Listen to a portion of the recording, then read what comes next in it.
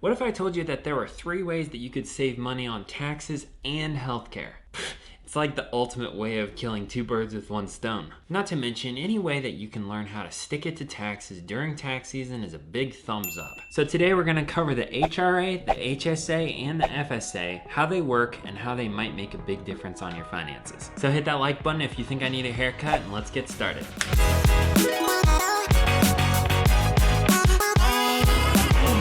Hello there, my name is Caleb and my goal is to teach you financially what you may have not been taught in school. I'm truly honored that you're here. Healthcare continues to rise year over year. The Balance, a website dedicated to making personal finance manageable and understandable, laid out these statistics. From 2013 to 2018, the increase in healthcare costs year over year was about an average of 4.78%. Well, of course it grows every year, Caleb. Haven't you heard of the inflation of money? Yeah, and for reference, the inflation rate for those years averaged about 1.52%. Okay, but have you heard of the inflation of pufferfish? Well, Finding Nemo was one of my favorite movies, so how about the inflation of tires? Whoa, keep your waders on, you're getting ahead of the sponsorship today. Anyways, these numbers tell us one disappointing detail. Healthcare costs are not only growing, but they're outgrowing the average rate of inflation. So it's more important than ever for us to save the money that we can on healthcare costs. And 3 of the best ways are through an HRA, an HSA, and an FSA. The HRA stands for Health Reimbursement Arrangement, or as some people call it, Health Reimbursement Account. This is funded and owned by your employer if they provide it. Your employer will put a certain amount of money in this account every year, and then it'll reimburse you for certain out-of-pocket healthcare expenses. My company funds an HRA from me with about $750 every year. I can use it for dental visits, chiropractic care, copays, deductibles. I'm relatively healthy, so I don't tend to use the full amount. So I'm allowed to carry up to $750 into the following year. However, since this is owned by the employer, it can't be carried from employer to employer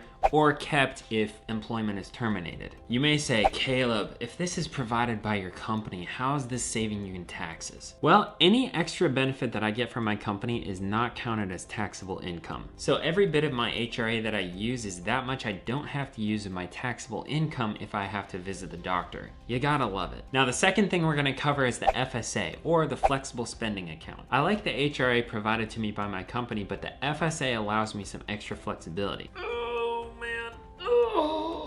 Okay, financial flexibility. As of 2021, the FSA allows you to put up to $2,750 into your account every year with pre-tax dollars. So essentially, the government sees less money in your gross paycheck to tax because a portion of it has already been taken out to fund your FSA. The FSA is very flexible. It can be used for dental costs, copays, prescription drugs, deductibles, all the way down to buying bandaids at the grocery store. It's cool because the FSA allows you to use contributed funds towards the healthcare costs of your spouse or your dependents. So it's not just something that only you're allowed to use. But plan it out well because many employers only allow $550 to be carried over into the following year. Some employers don't allow anything to be carried over. Bailey and I both have an FSA through our work, and it's been super helpful for covering certain things that wouldn't otherwise be covered by just the insurance. And if you're in a 22% tax bracket, it'll save you over $100 in taxes if you contribute just $500 to it. Normally, since we're in pretty good health, we don't tend to put in more than $550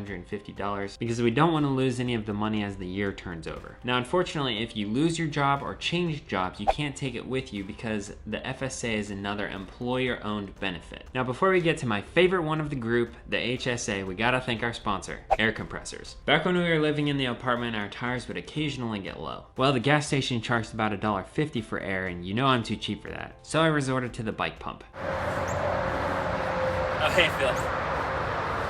And only 90 pumps and several confused glances later, my tires were back to their efficient pumped selves. But then everything changed. I got a $25 tankless air compressor and I've never looked back. This thing is perfect for inflation of all kinds. Dang, he's good.